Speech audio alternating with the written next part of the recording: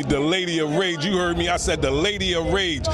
Lady of Rage, please tell us about this event you had, the Charlie Mack 50th mixtape. Yeah, tell us about the mixtape that you're a part of. Man, look, I got the call and saw the list of people and I was like, what? I'm a fan of all of these people. I mean, it went back to the beginning, to the middle, to the 90s, which is the golden era. I call it the golden era. Right. I mean, it's just going on, and I was just out there, speakers blasted in my ear.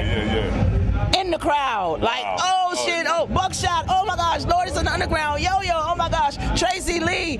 I mean, I was a fan, so it is very, it is an honor to be a part of something as historic as this is. Wow, that's heavy. And I just want to let you know, I'm a big fan of yours. I followed you back from the Death Row days, the movies, Fridays, and everything. So I just want you to speak to your fans, all the fans out there that followed you for so many years and supported you.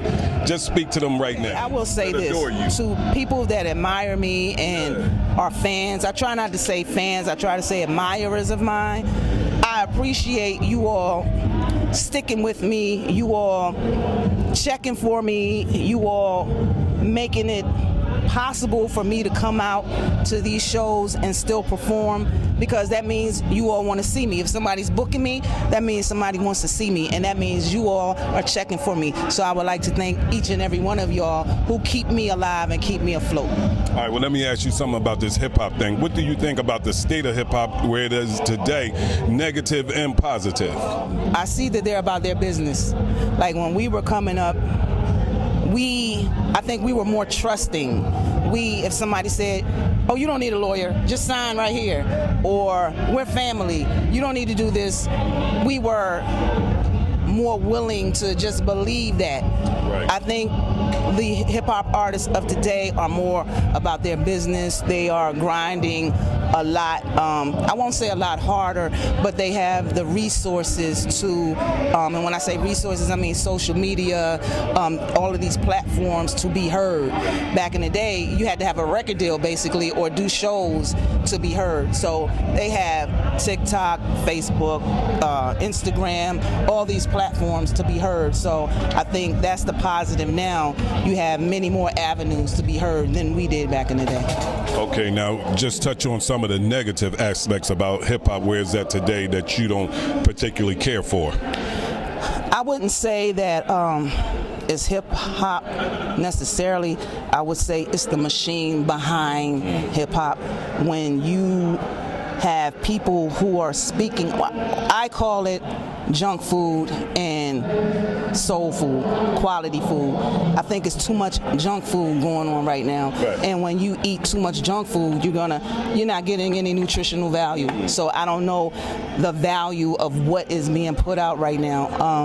I'm not knocking people that do what they do, but I'm knocking the machine behind them, because I think they put them in a position.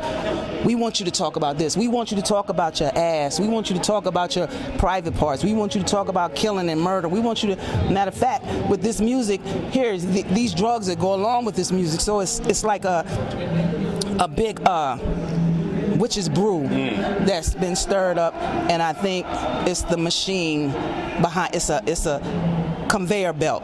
If you don't want to do it, we got somebody that's next in line, and we'll just pop them out like that. Boom, boom, boom, boom, boom, boom. So I think it's oversaturated right now with junk food. That's crazy, because some of the same points that you was making, a lot of other artists was talking about that.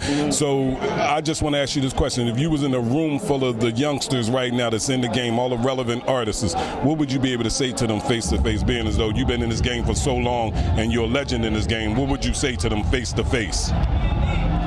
I don't know what I would say to them, because I don't know if they would want to hear what I have to say, because sometimes people are driven by money, and if they're making money and they feel like, I don't care what you say, and I don't care what you did, and I don't care what you think.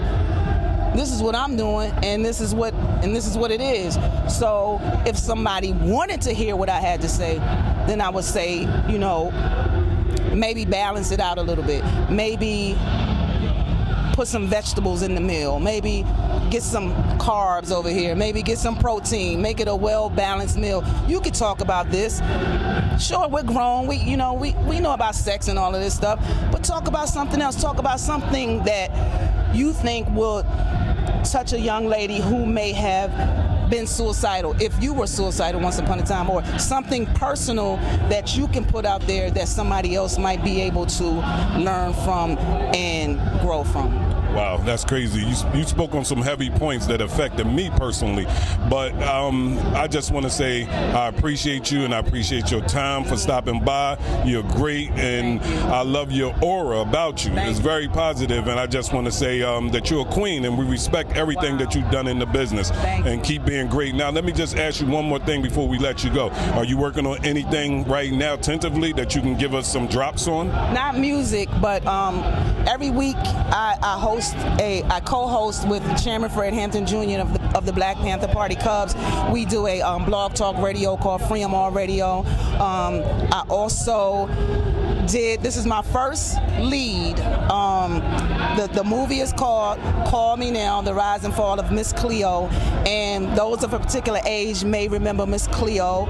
Call me now for your free reading. I play her. Yes. So wow. It's directed by Tim Reed, and it should be out the end of August or the beginning of September, and this is my first lead. Shane Johnson, who played Cooper Saxe on Power, he's playing along with it. Ian Bowman, he plays on Yellowstone, he's in it as well. Tawana Braxton, some other people that I can't think of right now, but that's what's going on. I'm about to go. I just got off the road with Cat Williams. I was on tour with him, and I'm about to go on the road with Snoop in July. Wow, that's heavy, man. We don't want to take up too much more of your time.